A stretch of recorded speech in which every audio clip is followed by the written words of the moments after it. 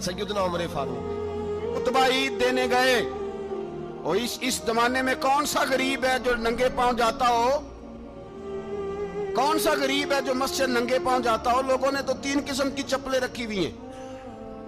एक मस्जिद जाने की अलहदा है, घर पहनने की अलहदा है, शादी ब्याह पे जाने की चप्पल अलहदा है।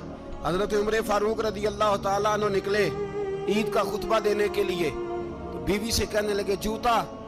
उसने कहा साहब इतनी दफा टूटा है अब गांठा नहीं जा सकता, इतनी दफा टूटा है कि अब दोबारा पेमंद नहीं लग सकते। तो हजरत उमर कहने लगे चल कोई अर्ज नहीं है, बगैर जूते के नंगे पैर ही चलते हैं, कोई अर्ज नहीं। तो कहने लगे लोग क्या कहेंगे? फरमाया चुप कर। लोग, जिस दिन उमर ने ये देख लिया ना लोग उसके बारे में क्या कहते हैं, उस दिन उमर नहीं रहेगा। तो कहा फिर आपका नजरिया क्या है? फरमाया मेरा नजरिया ये है कि रब रसूल मेरे बारे में क्या कहते हैं। लोगों का क्या है? लोग कल किसी के बारे में कुछ कहते हैं और परसों कुछ कहते हैं। मेरा नजरिया ये है कि रब रसूल मेरे बारे में नंगे पैर उमर जा रहे हैं। कौन जी? मैं बड़ा माड़ा।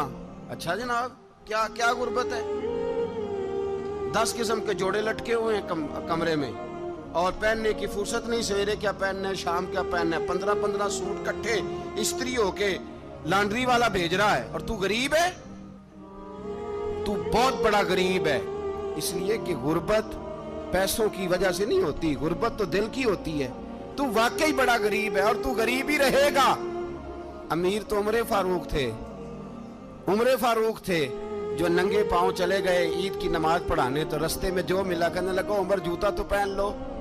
फरमाया तुम्हें उमर का जूता ना पहनने का नक्श तो नजर आया है, कोई अर्ज नहीं। अगर उमर को कभी बताना हुआ तो वो वाला नुक्स बताना जो उमर की सीरत में पैदा हो, किरदार में पैदा हो, वो वाला नुक्स बताना। ये छोड़ो, जूते आते जाते रहते। नंगे पांव गए, पांव धोए, नमाज पढ़ाई, लौट आए। ओ भाई यहाँ तो हमारा बनाव सिंगार उतरना, जितनी तवज्जो कपड़ों की तरफ है इतनी तवज्जो कभी हमारी इल्म की तरफ होती ना, जितना ज़ौक शौक हमारा बनाव सिंगार की जानिब है, इतना बनाव सिंगार कभी हमारा इखलाकियात की जानिब होता तो मामलात बड़ी हद तक संवरे हुए होते। हजरत सैयदना फारूक आज़म रदी अल्लाह ताला अपनी जिंदगी को तरतीब दिया। एक दिन भी खिलाफत नहीं मांगी अल्लाह से। हजरत औफ बिन मालिक अशजई एक सहाबी हैं। हजरत औफ बिन मालिक रदी अल्लाह ताला अन्हु फरमाते हैं कि जनाब अबू बकर सिद्दीक का जमाना था तो मैंने ख्वाब देखा। मैंने ख्वाब में जनाब उमर को देखा और मैंने देखा कि कोई कहने वाला कह रहा है कि उमर वो है कि अल्लाह के रास्ते में कोई इसे जितना मर्जी बुरा भला कहे ये परवाह नहीं करता। किसके रास्ते में? बोले सारे। इसका मतलब है अल्लाह के रास्ते में लोग बुरा भला भी। कुरान मजीद ने कहा वला यखाफून लौमत लाइम। कुछ लोग ऐसे हैं जो बुरा भला कहने वालों की परवाह नहीं करते। आप यकीन करें अगर परवाह शुरू हो जाए ना तो दीन का काम खत्म हो जाए। ना कोई तकरीर करे, ना कोई तदरीस करे, ना कोई पीरी मुरीदी करे, खत्म हो जाए अगर बातों की परवाह। लेकिन वो परवाह, हजरत औफ बिन मालिक अशजी कहते हैं मैंने ख्वाब में देखा कि उमर वो है जो किसी की परवाह, और दूसरी बात मैंने ये देखी कि उमर खलीफा बनेगा, और तीसरी बात मैंने ख्वाब में ये देखी कि उमर शहीद भी किया जाएगा, उमर शहीद भी होगा। ये मैंने 3 बातें ख्वाब में देखी। फरमाते हैं मैंने आके ख्वाब हजरत अबू बकर सिद्दीक को सुनाई, वो खलीफा थे। वो कहने लगे ठहर जा, मैं उमर को बुलाता हूँ, उसके सामने दोबारा सुनाना। उसके सामने फरमाते मैंने बुलाया हजरत उमर फारूक को, आके बैठे। ख्वाब शुरू हुआ का एक बात तो मैंने ये देखी कि आप मलामत करने वाले की परवाह नहीं करते। दूसरा आप खलीफा बनेंगे। जनाब उमर कहने लगे चुप कर, अबू बकर के सामने ही कह रहा है, चुप कर, खलीफा के सामने ही कह रहा है।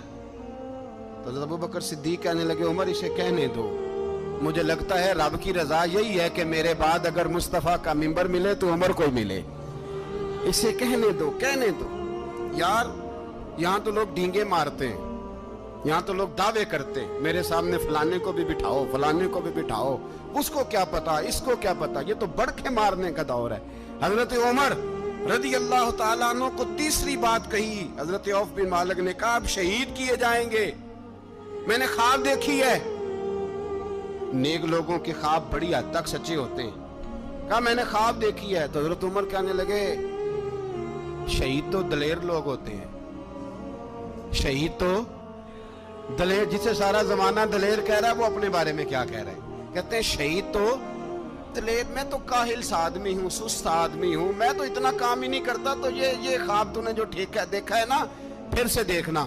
تو ابو بکر صدیق فرمانے لگے عاجزی نہ کر, انکساری نہ کر, تو جو کہہ رہا ہے ٹھیک کہہ رہا ہے, لیکن مجھے سن کے شکر بھی ہوا ہے اور افسوس بھی ہوا ہے.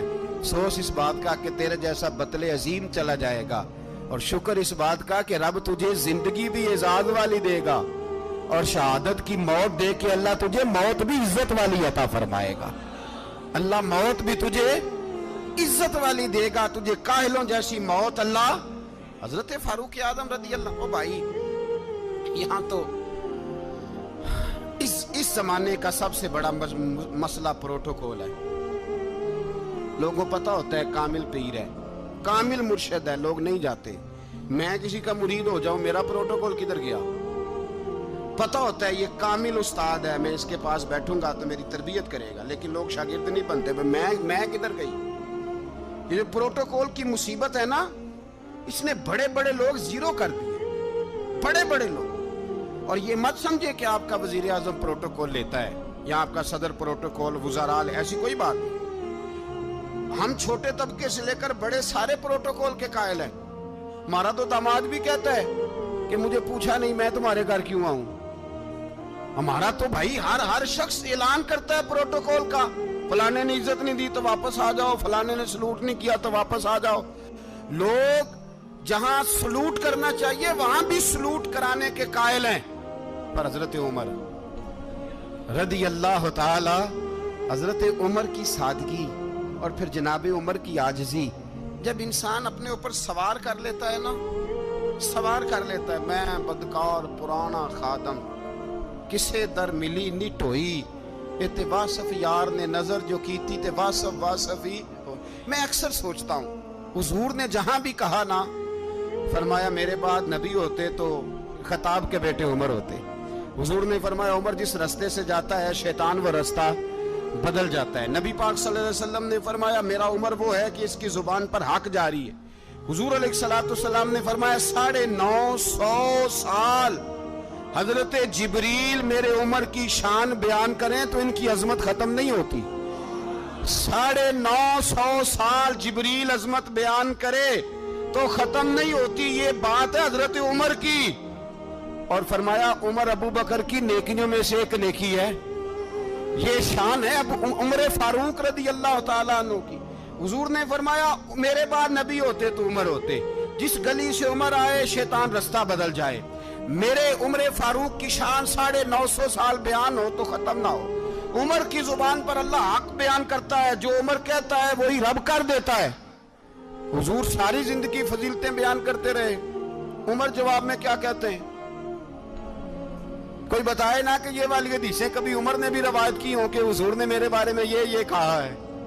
یہ روایتیں وہ روایت نہیں کرتے. ان سے جب لوگ کہتے عمر تیری بڑی بات ہے تو عمر رو پڑتے, کہتے میں تو اونٹ چرانے والے باپ کا بیٹا ہوں, میں تو اونٹ چرانے والے باپ کا بیٹا, اونٹ چرا. اس سے آگے عمر گئے ہی نہیں ساری زندگی, اس سے آگے لفظ ہی نہیں ادا کی. اور میں تو بھائی اونٹ چرانے والا, میرا باپ تو اونٹ چرایا کرتا تھا, 10 اونٹ تھے, میری ڈیوٹی ہوتی تھی, سنبھالے نہیں جاتے تھے, ابا ڈنڈوں سے مارتا تھا. ساری زندگی عمر حج کرنے گئے, ایک خشک تنا کھجور کا عمر فاروق رضی اللہ تعالیٰ عنہ نے اس کو اپنے کلاوے میں لیا, رونے لگے.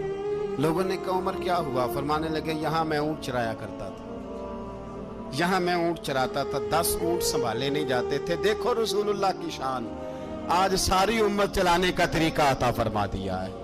ساری نظریے سے پیار. یار پیسہ کس کو برا لگتا ہے؟ آپ جس آدمی کی 50 کروڑ کی پراپرٹی ہے اس کو پوچھیں سب سے غریب, آپ کو وہی نظر آئے گا. وہ کہے گا میں ٹائٹ ہوں.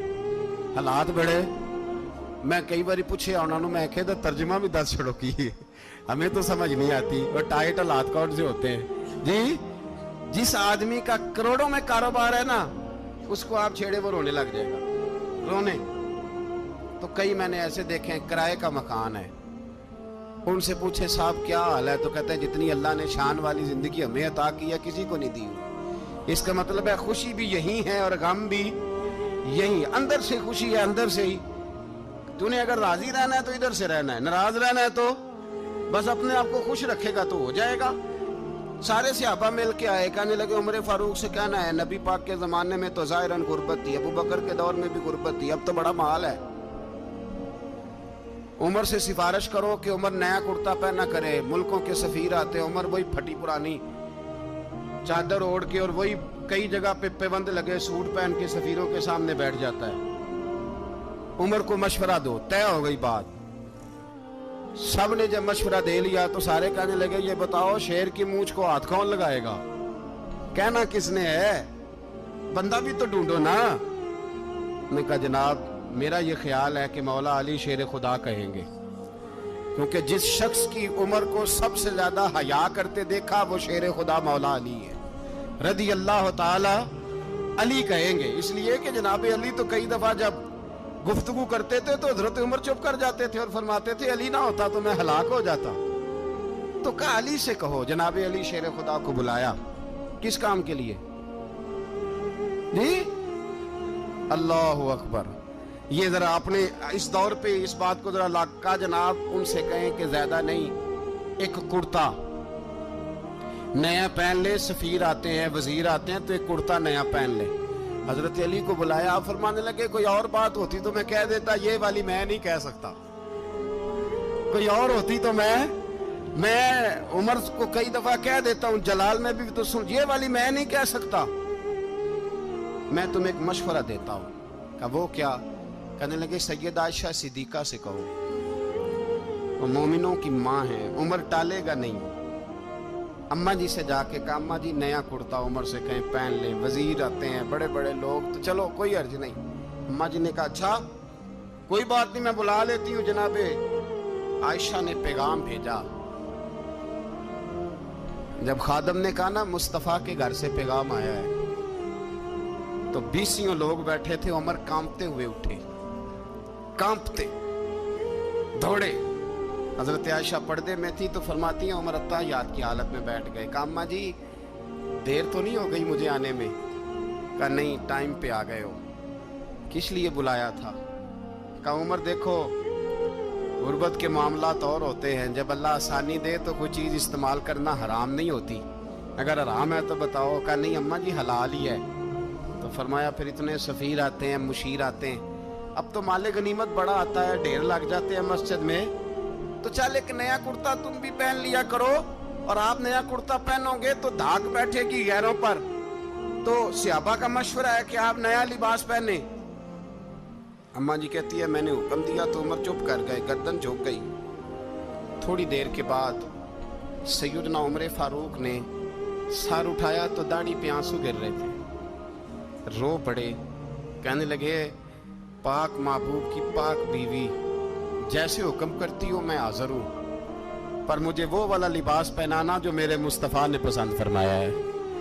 سیدنا عمر فاروق، میرے نبی پاک علیہ السلام نے فرمایا فرشتے 950 سال میرے عمر کی شان بیان کریں تو ختم نہیں ہو سکتی۔ اتنا بڑا شخص عمر فاروق، اتنا بڑا آدمی۔ ایک دن اعلان کیا عمر فاروق نے لوگوں مسجد میں آؤ بات کرنی ہے، امیر المومنین کا پیغام ہے سارے مسجد میں آ جائے۔ کھچا کھچ مسجد نبوی صحابہ سے بھر گئی، اور ایسا جب اعلان ہوتا تھا تو صحابہ دوڑ کے آتے تھے، شاید کوئی جنگ ہے، شاید کسی نے حملہ کر دیا ہے، شاید کوئی نئی بات ہے، دوڑے آئے لوگ، مسجد نبی کھچا کھچ بھر گئی۔ سیدنا فاروق اعظم رضی اللہ تعالیٰ عنہ منبر پہ بیٹھے، حضرت عبد الرحمن ابن عوف رضی اللہ تعالیٰ عنہ فرماتے ہیں کہ صحابہ تجسس کے دیکھ رہے ہیں کہ پتہ نہیں کسی طرف سے پیغام نہیں آ گیا، کوئی کافر حملہ نہیں کرنے لگا، اللہ جانے کیا ہوا ہے، بڑی پریشانی ہے۔ عمر بیٹھے اللہ کی حمد کی، نبی پاک صلی اللہ علیہ وسلم پر درود پڑھا، اور پھر عمر فاروق بولے، فرمانے لگے میں جب مکے میں رہتا تھا نا تو کبھی گھر میں قحط آ جاتا تھا، کبھی قحط آتا تھا گھر میں، بکریوں کے دودھ خشک ہو جاتے تھے، گندم نہیں ملتی تھی، پانی نہیں ہوتا تھا، تو فرمایا میری اماں مجھے خالہ کے گھر بھیج دیتی تھی، قبیلہ بنو مخزوم، اس قبیلے میں میری خالہ کی شادی ہوئی تھی تو وہ مالدار لوگ تھے، ان کے پاس زیادہ بکریاں، زیادہ اونٹ، زیادہ گائیں، زیادہ کھیت تھے۔ حضرت عمر فاروق فرمانے لگے میں ان کے گھر جاتا تو میرے خالو سمجھ جاتے کہ عمر کو اس لیے بھیجا گیا ہے کہ قحط آ گیا ہے۔ فرماتے ہیں وہ مجھے سویرے بکریاں چرانے لے جاتے، شام تک میں ان کی بکریاں چراتا۔ امیر المومنین عمر، ایک طرف مسئلہ یہ ہے کہ کیسر و کسرا کی دیواریں ہل رہی ہیں عمر کے نعروں سے، اور ادھر عمر منبر پہ بیٹھ کے خطبے دے رہے ہیں۔ فرماتے ہیں میں بکریاں چراتا، شام تک خالہ کے گھر جا کے مزدوری کرتا، اور فرماتے ہیں شام ہوتی تو ایک مٹھی کشمش مجھے دیتے وہ۔ آپ فرماتے ہیں میں بڑے قد والا تھا، ایک مٹھی کشمش ملتی ہے، کبھی ایک مٹھی کھجورے، میں شام کو کھا کے سو جاتا۔ کئی مہینے یوں ہی گزرتے تو میری اماں کا پیغام آتا کہ حالات صحیح ہو گیا، میرے بیٹے کو بھیج دو۔ یہ بات کہی، حضرت عمر رونے لگے اور پھر کہنے لگے اب وہ وقت آیا ہے کہ لوگ مجھے امیر المومنین عمر کہہ کے پکارتے ہیں۔ بس یہ دو باتیں کی۔ عمر نے کہا چلو ظہر کا وقت ہو گیا، اذان پڑھو، اٹھو نماز پڑھے، اٹھو۔ اذان ہوئی، اقامت ہوئی، جناب عمر نے نماز پڑھائی، لوگ چلے گئے تو سیدنا عبد الرحمن ابن عوف یارانہ تھا جناب عمر سے، بازو پکڑ کے کہنے لگے عمر سیانا بندہ یار تو یہ دو باتیں سنانے کے لیے اتنا مجمع اکٹھا کیا تھا، یہ دو باتیں کہنے کے لیے کہ میں خالہ کے گھر جا کے مزدوری کرتا تھا تو ایک مٹھی کشمش ملتی تھی، ایک مٹھی کھجورے، یہ کہنے کے لیے کہ میں بکریاں چرایا کرتا تھا۔ تو حضرت عمر فاروق رضی اللہ تعالیٰ عنہ پھر روئے، پھر آنکھوں میں آنسو آئے، کہنے لگے عبد الرحمن آج نا مصر شام سے کچھ لوگ آئے تھے اور وہ بتا رہے تھے کہ عمر تیرا ڈنکا وہاں بھی بڑا بجتا ہے۔ وہ مجھے کہہ رہے تھے تیرے نام کے وہاں بھی بڑے دبدبے ہیں، بڑے تذکرے ہیں۔ تو میرا نفس مجھے کہہ رہا تھا عمر دیکھا تو یہاں بیٹھا ہے اور وہاں تیرے نام کا شور ہو رہا ہے، مجھے اس نے بڑا کیا ہے۔ تو میں نے آج مصطفیٰ کے سارے غلام کٹھے کر کے اپنی اوقات بتا دی ہے، میں نے اپنی اوقات بتائی ہے کہ میں کچھ نہیں، کوئی شے نہیں، کوئی چیز ہی نہیں، اسی کسے تے کچھ نہیں جے لگ دے، نہ کوئی ساڈا دردی۔ میں نے بتایا ہے کہ میں تو کسی کے بکریاں چرا کے ایک مٹھی کشمش لے کے گزارا کیا کرتا تھا۔ گزارا مجھے میرے کچھ ساتھی نا لے گئے گجرانوالا سردیوں کے موسم میں، مجھے کہنے لگے سویٹر پسند کر لیں اپنی مرضی کا۔ تو میں نے کہا یار مجھے تو وہی مزہ آتا ہے جو میری اماں کروشیے سے بنایا کرتی، وہ پہلے ابا پہنتے تھے، پھر وہی سویٹر بڑا بھائی پہنتا تھا، پھر ہمارے کھاتے میں آ گیا، اور پھر اس کی تعریفیں ہوتی تھی غربت چھپانے کے لیے، اس کی تعریفیں ہوتی تھی بڑی محنت سے بنا ہے جی، کیا بات ہے، بڑا گرم ہے، تو اب چھوٹے بھائی کو دے دیا جائے۔ ہم نے کہا وہی زمانہ دیکھا ہے، وہی رنگ دیکھا ہوا ہے، اور اس پر فخر ہے۔ اب تو لوگ جب کچھ ہو جاتا ہے نا، 2-4 لوگ جاننے لگتے ہیں تو لوگ فٹافٹ دعویٰ کر دیتے ہیں خاندانی رئیس اعظم ہوں، بڑی بات ہے، ایسی کوئی بات نہیں۔ جس کو اپنا آپ یاد رہتا ہے اسے خدا بھی یاد رہتا ہے، جسے اپنا آپ یاد رہتا ہے اسے رسول اللہ بھی یاد رہتے ہیں، جسے اپنا آپ یاد رہتا ہے اس کی نظر میں دوسرے لوگ بھی کچھ ہوتے ہیں۔